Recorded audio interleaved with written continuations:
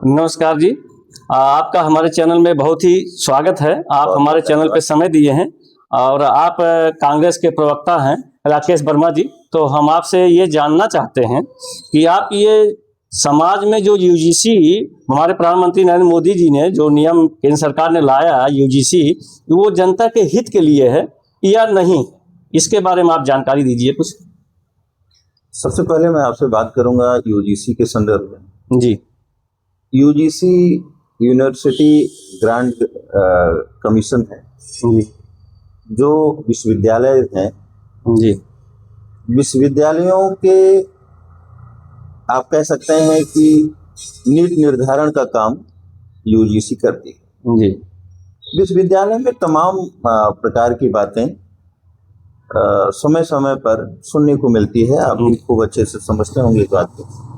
उसमें एक बात बहुत बार उठ के आई पूरे हिंदुस्तान के तमाम विश्वविद्यालयों से कि दलित के साथ भेदभाव हुआ या ओबीसी के साथ भेदभाव हुआ। ये बात निश्चित रूप से अव्यावहारिक है। जी। भारत जैसे लोकतांत्रिक देश में जहां जनता सर्वोच्च हो, जहां जनता अपने प्रतिनिधि को शासन के बड़े ओहदों पर पहुंचाती हो, उस देश में जनता अगर किसी संस्था में दुखी है जी। तो सरकार की जिम्मेदारी है, यूजीसी की भी जिम्मेदारी है जी। उसका निराकरण करें। निश्चित रूप से सरकार ने जो कदम उठाया और या यूजीसी ने ही जो कदम उठाया, ये सराहनीय है। इसमें कोई त्रुटि ऐसे आप नहीं कहेंगे जब उन्होंने इस सोच से उसमें संशोधन करने की कोशिश की कि हम भेदभाव को मिटाएंगे।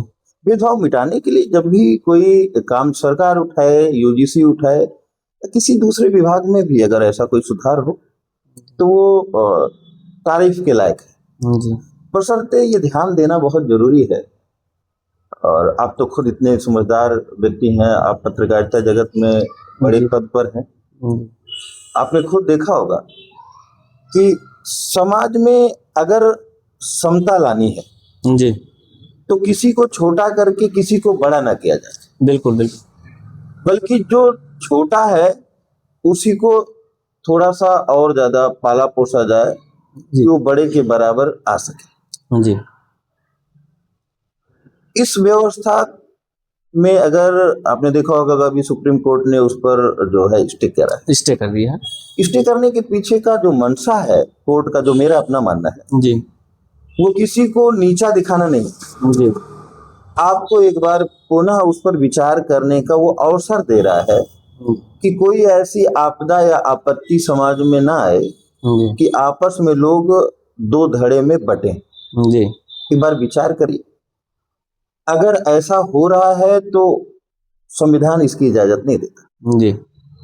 एक बात। दूसरी बात हम आपसे कहेंगे कि उन्होंने जो ये नियम बनाए कि ऐसा कई बार लगता है कि जो सवर्ण हैं लोग, उनका अधिकार कम हो रहा है।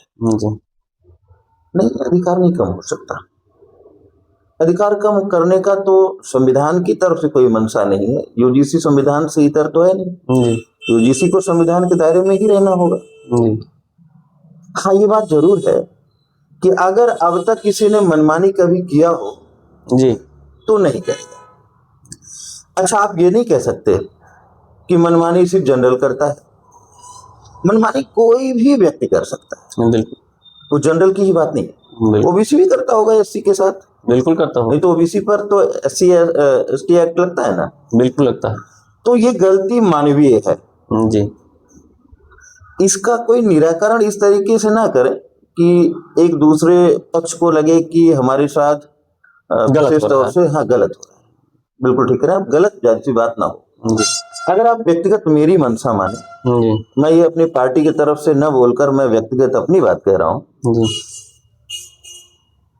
कोई एक ट्रिब्यूनल की व्यवस्था हो, न्यायाधिकरण जिसे कहते हैं, हर विभाग में नहीं है लेकिन कुछ बड़े विभागों में है। शिक्षा में है ट्रिब्यूनल, लेकिन मैं चाहता हूं कि यूजीसी के लेवल पर वो काम करे।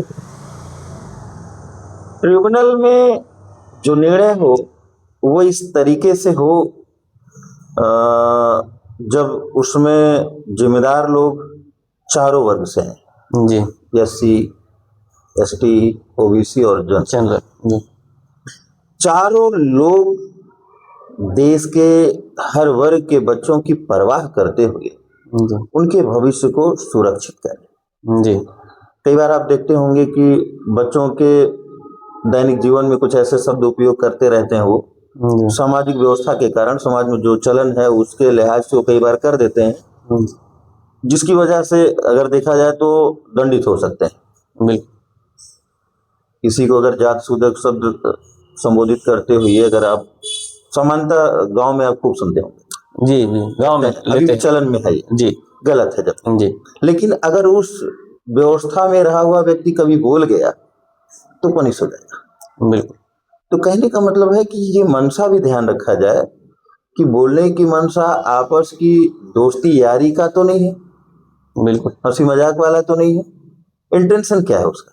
जी कई बार होता है कि बहुत नॉर्मल इंटेंशन में हंसी मजाक में भी बोला हुआ शब्द सीरियसली ले लेते हैं। सीरियसली लिया जा सकता है। तो ये ध्यान रखना, क्योंकि बच्चे हैं जी उसमें दोनों पक्ष बच्चे ही हैं, और देश में ना कोई जनरल और ना कोई ओबीसी, ना कोई एससी, ना एसटी। शिक्षा के स्तर पर जब आप दाखिला ले चुके हैं जी तब आप सभी लोग, जो मेरा अपना मानना है, एक जैसे। किसी के साथ भेद कर रहा जाना गलत है और आगे भी भेद किया जाना नहीं चाहिए। नहीं चाहिए। तो सुप्रीम कोर्ट ने जो अभी स्टे किया है, एक अच्छा मौका है लोगों को फिर से अपने आप को सोचने समझने की। और जो एससी, एसटी, ओबीसी के बच्चे हैं, अगर इनके साथ भेद हो रहा है तो इसका संपोषण समझदारी के साथ कोई निर्णय लिया जाए, ताकि किसी के साथ कोई भेदभाव जैसी अवस्था आए ना। नहीं तो ऐसा होगा ना कि समाज में अराजकता फैलेगी, बहुत सारे बच्चे इसमें हताहत हो सकते हैं। बिल्कुल, कोई भी बच्चा जो हताहत होगा वो उस परिवार का ही नुकसान नहीं, पूरे देश का नुकसान है और समाज का नुकसान है। तो हम नुकसान के पक्ष में नहीं जी। हम इतना ही अपना व्यक्तिगत तौर से जो सलाह आपको दे रहे हैं कि उसमें ट्रिब्यूनल को दिया जाए जी, और ट्रिब्यूनल उसकी ठीक ठाक समीक्षा करके त्वरित निर्णय करे जी, भेदभाव करने की अवस्था न रहे। हाँ, इससे ही समाज का विकास होगा और लोगों में विकास होगा, एकजुटता आएगी, लोगों में भेदभाव की जो प्रक्रिया है वो वक्त के साथ कम होगी। हमें भेद मिटाना है जी। अगर हम भेद नहीं मिटाएंगे, आप मूल अधिकार में जानते होंगे 14 से लेकर 18 तक जी समता की बात करता है जी मूल अधिकार, और समता तभी संभव है जब भेद ना हो। बिल्कुल, और जब तक भेद नहीं मिटाएंगे तब तक भ्रातृत्व नहीं आएगा, और जब तक भ्रातृत्व नहीं आएगा अखंड भारत की तो आप कल्पना ही नहीं कर सकते। बिल्कुल नहीं, संभव नहीं है, संभव नहीं।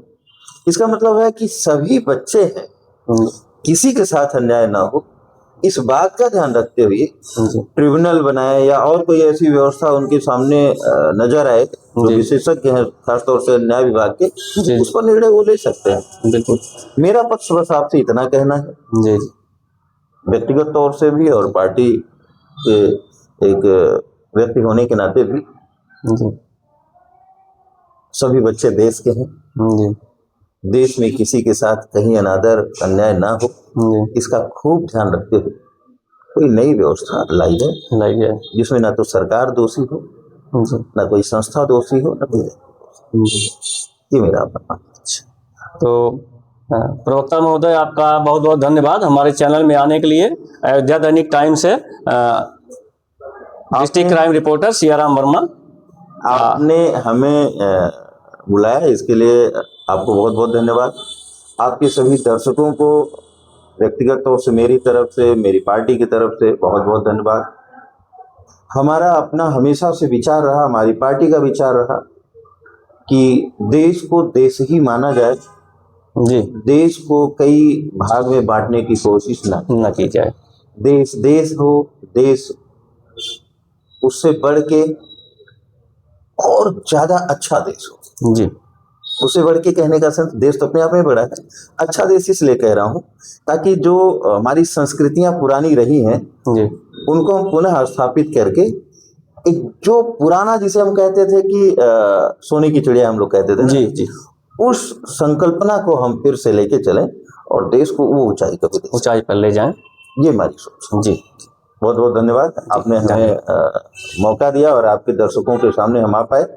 हम आपके जरिए सभी आपके दर्शकों का खूब अभिवादन करते हैं और दिल से आभार और सम्मान करते हैं। धन्यवाद।